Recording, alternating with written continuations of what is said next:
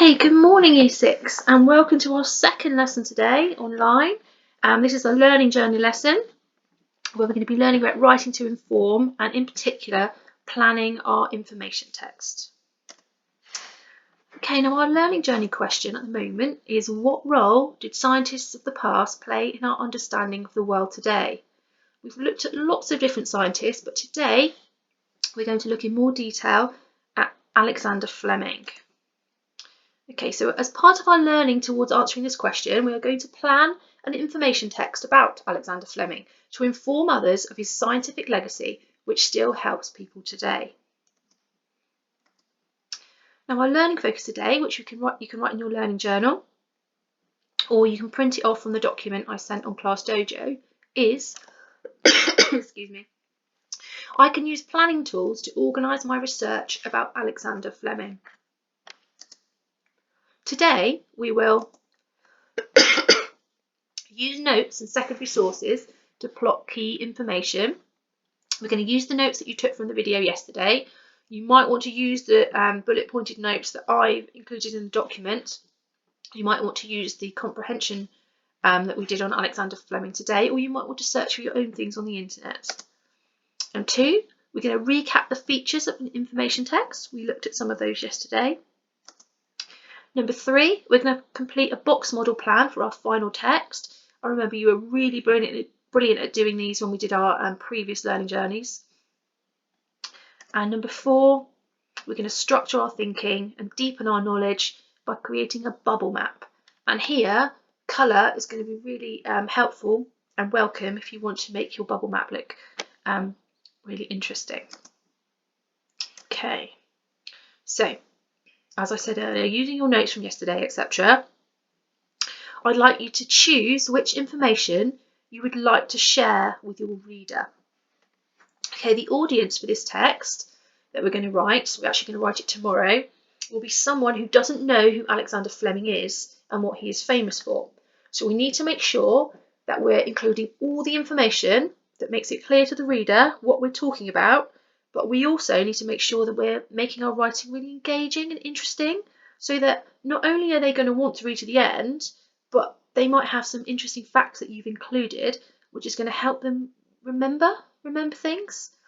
You know, so the bit, for example, in the video about snot, for example, I don't know, that kind of sticks in my mind because that's a bit strange. So you might want to put interesting facts. You might not want to write about the snot, but you might want to put some interesting facts into your text that helps people remember what you've written. And helps help keep it in their mind.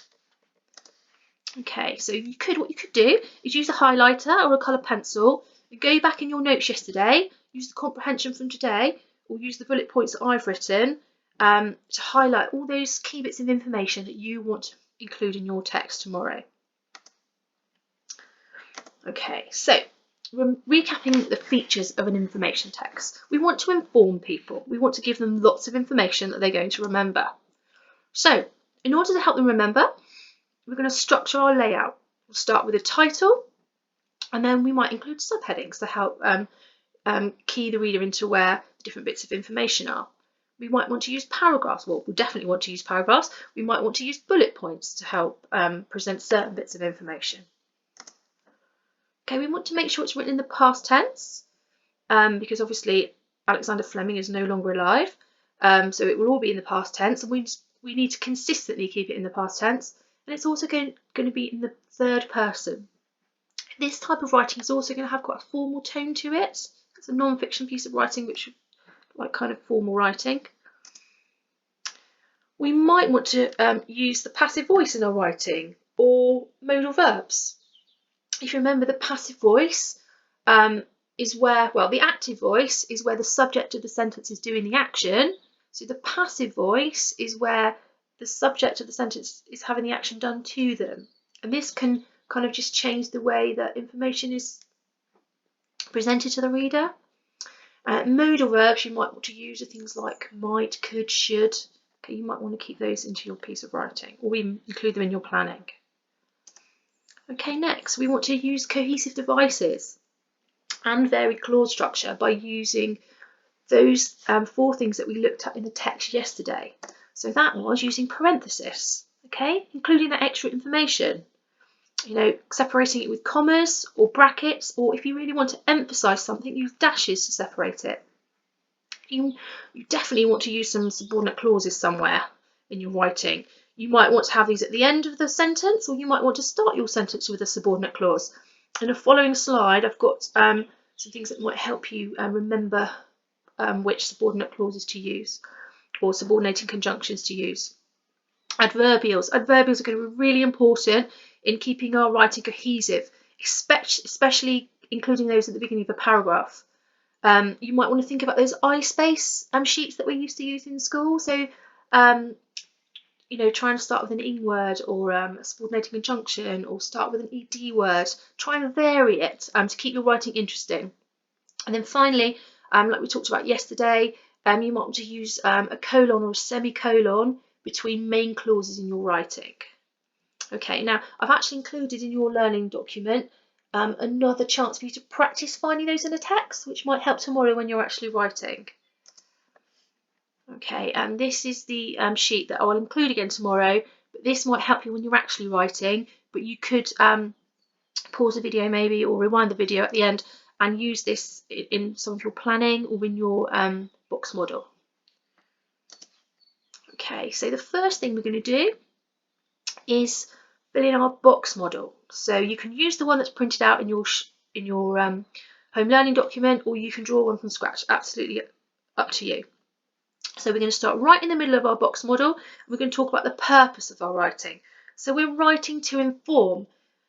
You might want to write that in more detail. For example, I've included, you don't have to use this one, please. You can use whatever you want. This is just an example. But for example, to provide lots of information about who Alexander Fleming was, that should say, not is, and what he is famous for.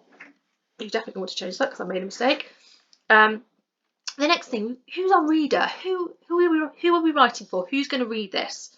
Okay, so for an example, I've just put me down there, but you might want to write it to your parents. You might want to write it to a brother and sister and to tell them about Alexander Fleming. It might even be a really nice idea to maybe write this out and then post it to a relative that you haven't seen for a long time, maybe granny or something like that, who'd love to see your writing and maybe know more about what you've been learning about at school. Okay, so the next layer of our box model is the effect. So what effect do we want our writing to have on the reader? Well, they need to be informed, don't they? Okay, so they need to know who he was and what he's famous for, and that's probably a really good place to start, right in the introduction, who you're talking about. What else? What else do they need to know? Well, where he worked, for example, what his early life was like. Now here, you need to have those details that are engaging the text. So really think about it. What's the effect I want to have? I want this to be an interesting text. I want people to read on. I want people to remember what I've written. So make it as interesting as possible. Okay, moving to the next layer. That's the success criteria. Okay, we are going to talk about that. I'm going to give you a specific, I'm going to give you some more, a more detailed success criteria tomorrow, which you might want to add to this one. But first of all, I'd like you to think about what are going to be the ingredients that go into this that make it a really, really good piece of writing. Okay, you might want to rewind the video and have a look back at what we talked about before.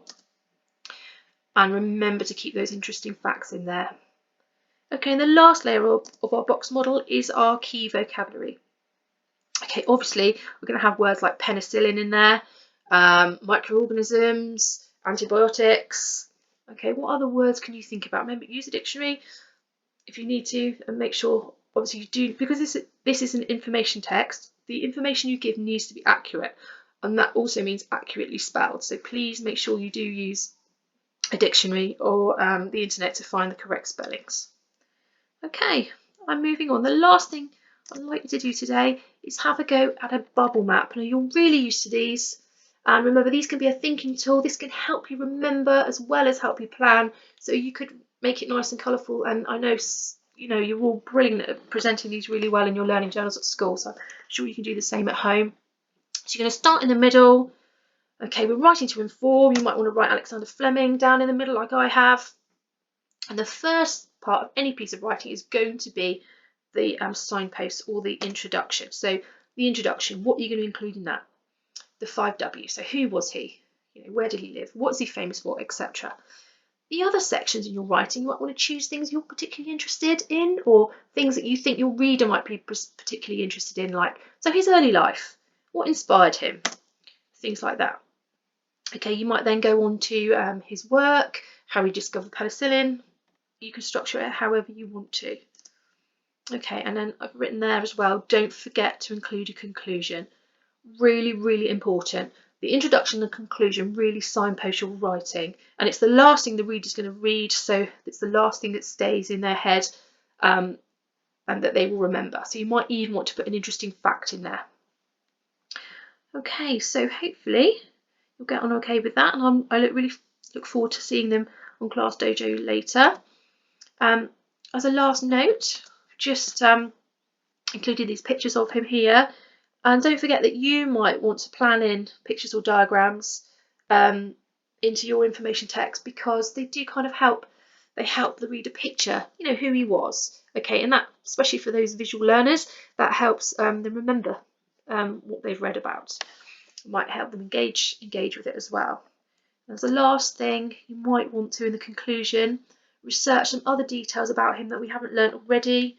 For example, I found this picture on the internet of him holding a medal. Okay, so what's that medal? What did he get that for? Okay, has he won any other awards? I'm sure your reader would like to know that. Okay, well, good luck, Year 6, and I'll speak to you tomorrow.